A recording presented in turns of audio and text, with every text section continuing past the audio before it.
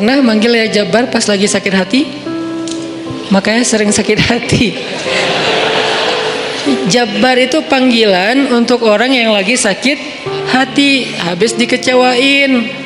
Dikecewain oleh apa? Banyak lah, tergantung circle kehidupan kita ya. Ada yang circle-nya lebih ke main, berarti disakitin sama gengnya. Ada yang circle-nya lebih ke romantis-romantisan, disakitin oleh mantannya. Ada yang circle hidupnya seputar masalah kerja, disakitin oleh vendornya, oleh partnernya, oleh teman bisnisnya. Soal circle family life kita disakiti oleh keluarga, anak, orang tua, pasangan, dan seterusnya gitu kan. Yang jelas ketika kita merasa disakitin, ketika kita merasa kayak dikecewain, panggillah Allah sebelum kita memanggil netizen. Kan kita suka manggil netizen dulu ya, posting, update status, story, terus storynya tuh curhatnya minta respon lagi tuh, dengan kasih polling lah, dengan request lah gitu kan. Baiknya gue putusin atau enggak ya, request gitu. Semuanya putusin, terus dia bingung. Gimana ya. Nah, sebelum kita istisyarah kepada netizen, karena netizen itu istisyarah, bukan istifta, bukan istikharah. Yang paling tinggi itu kan derajatnya dari 3 level. Meminta pendapat, nomor 1 tuh istikharah, minta pendapat Allah. Kedua, istifta, minta pendapat ulama, orang yang berilmu. Ketiga, istisyarah, minta pendapat orang yang lebih bijak dan berpengalaman, termasuk kepada teman kita atau followers kita atau geng kita. Itu istisyarah. Sebelum kita istisyarah netizen, ya ayyuhal netizen, sebelum kita pakai kalimat itu, atau ya ustaz, bahkan sebelum ustaz, ya kiai, ya syekh, maka ya Allah, panggil Allah subhanahu wa ta'ala.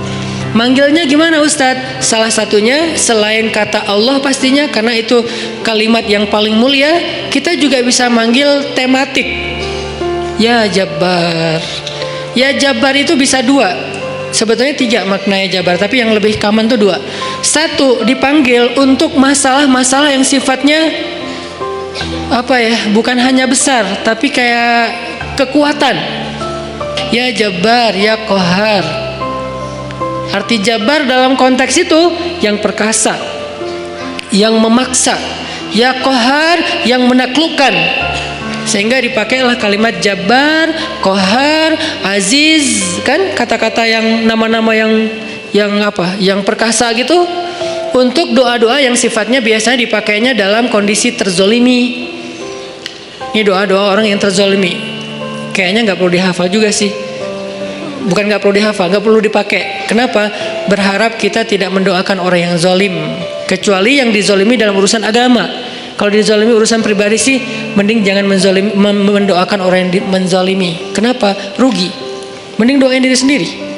Ketika kita punya kesempatan doa kita diijabah, jangan kasih doa itu untuk orang lain, rugi. Walaupun bentuknya mendoakan atas keburukan, tetap rugi. Mending kita pakai buat doain diri kita sendiri. Ya Allah, saya lagi dizolimin, mudah-mudahan. Nah gitu kan, berarti kan kita dapat kebaikan.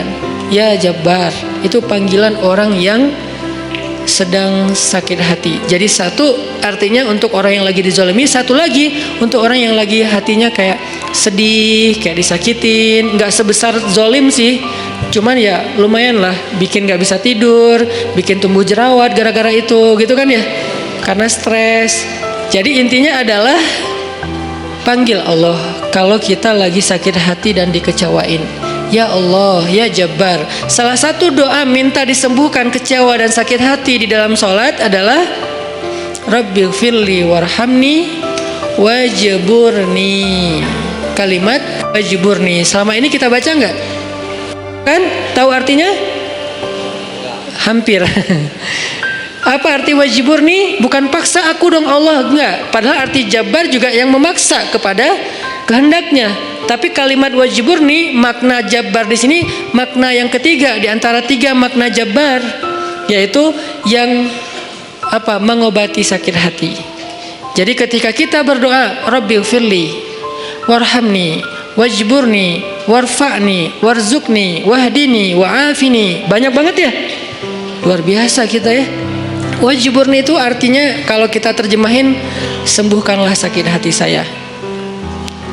Atau bahasa lain juga bisa diterjemahin, hiburlah aku ya Allah, aku lagi sedih nih.